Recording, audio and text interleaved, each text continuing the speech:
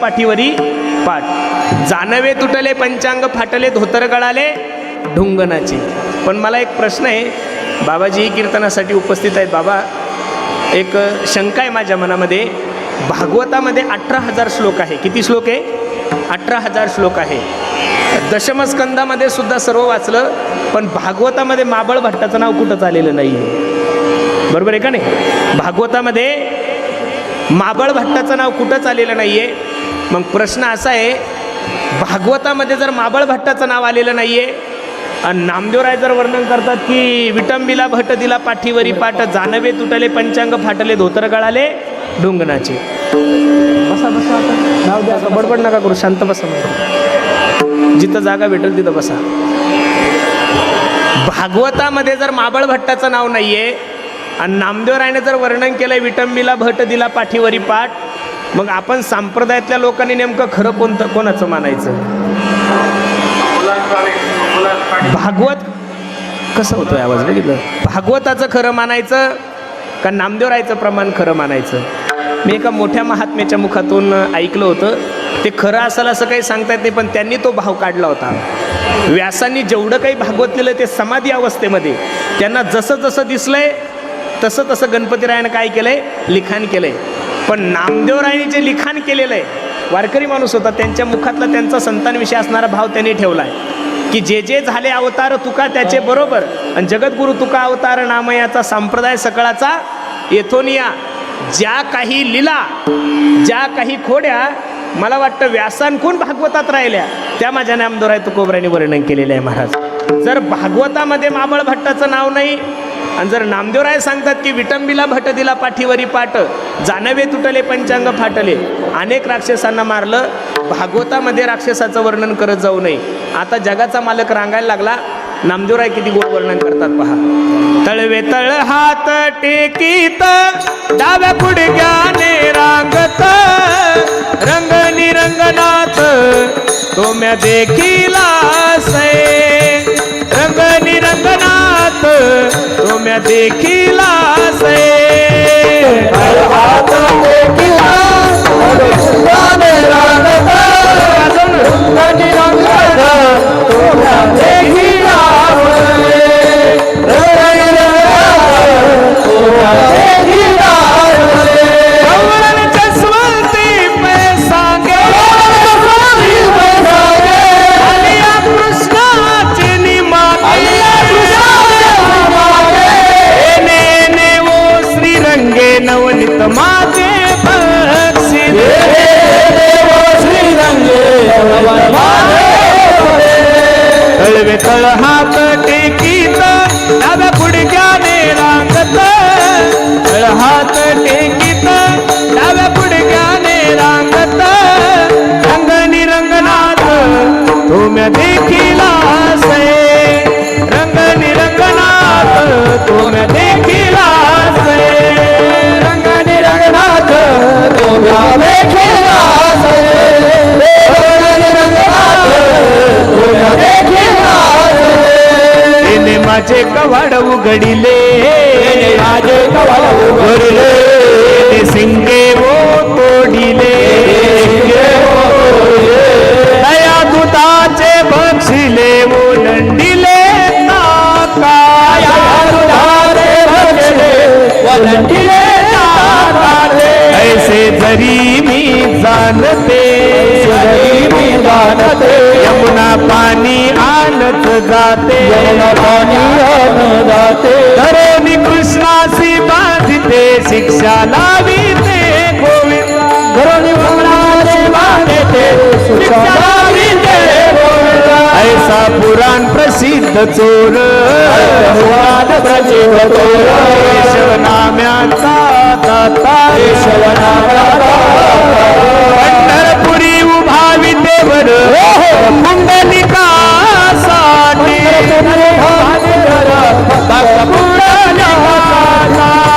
तळ हात टेकीत डाव्या गुडघ्याने रांगत, तळ हात टेकीत डाव्या गुडघ्याने रांगत, रंग निरंगनाथ तो म्या देखिला से, रंग निरंगनाथ तो म्या देखिला से.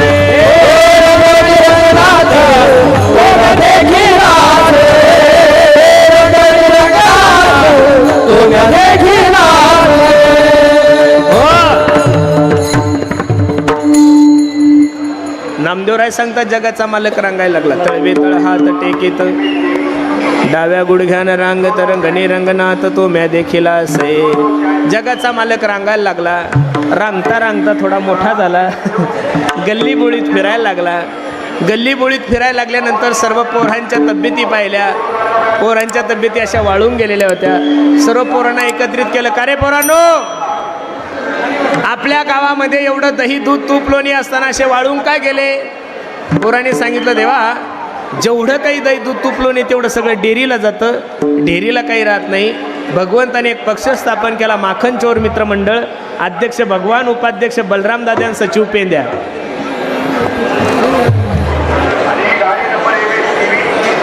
बसा बसा.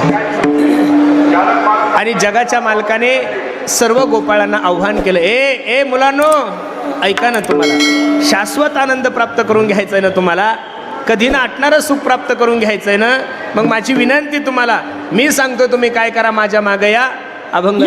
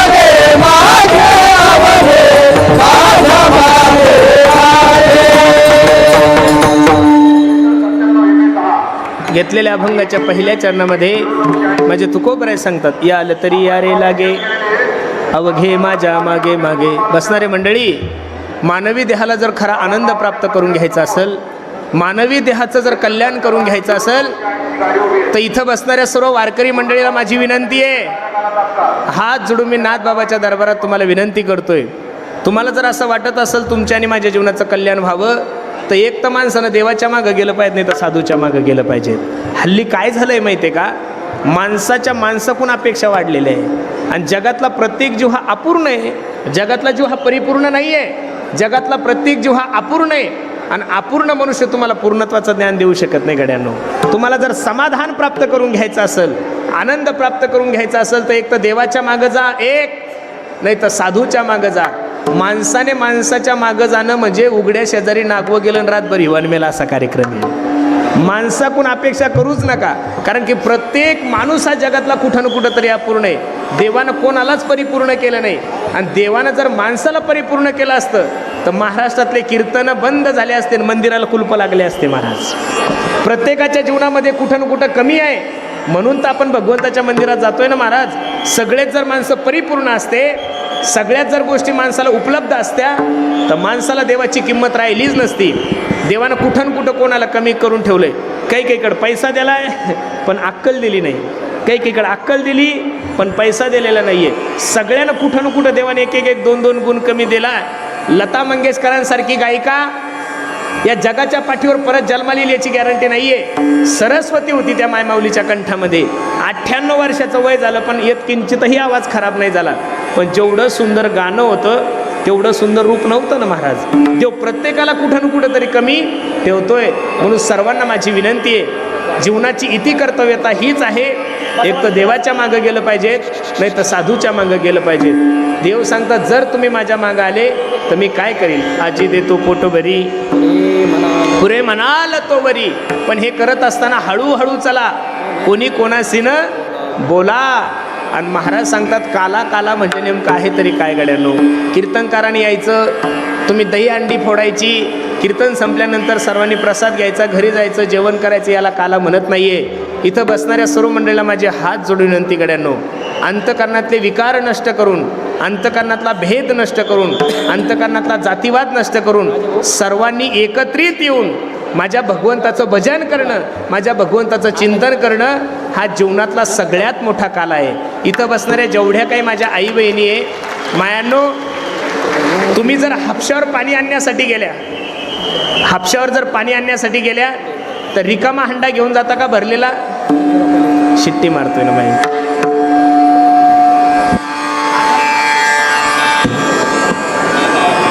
तुम्ही जर हापशावर पाणी आणण्यासाठी गेल्या रिकामा हंडा घेऊन जाता माया का भरलेला?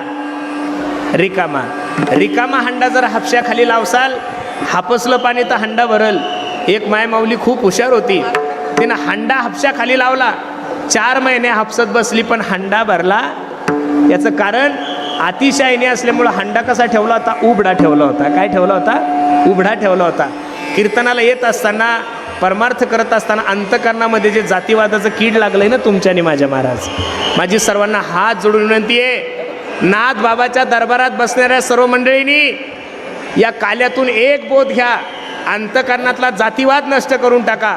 अरे जात राजकारणापुरती ठीक होती, जात राजकारणापुरती ठीक होती, जात लग्नासाठी ठीक होती, पण बाबा जात जर सप्त्यात यायला लागली तर कसं व्हायचं?